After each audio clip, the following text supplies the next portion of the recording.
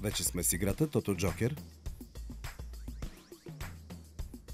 Както знаете, сините топки отговарят за позициите, а червените топки отговарят за цифрите към съответната позиция.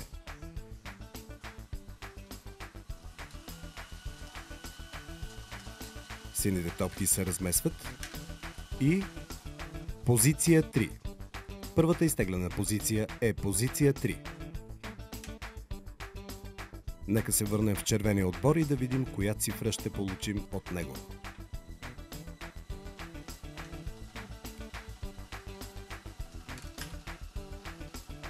Цифра 3. На позиция 3 отговаря цифра 3. Обратно в синия сектор.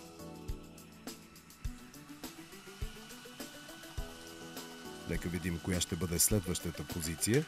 Ето и нея. Следващата позиция е позиция 1.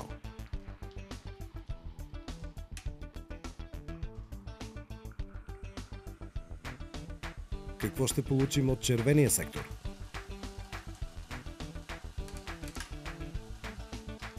Цифра 6. На позиция 1 отговаря цифра 6. И последно синьо разбъркване.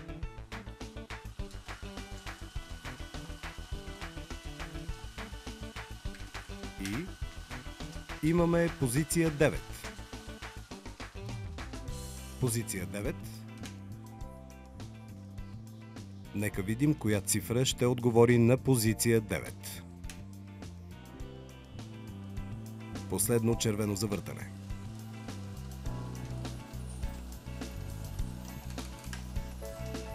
Цифра 3. На позиция 9 отговаря цифра 3. Нека повторим. Позиция 3, цифра 3. Позиция 1, цифра 6 и позиция 9, цифра 3.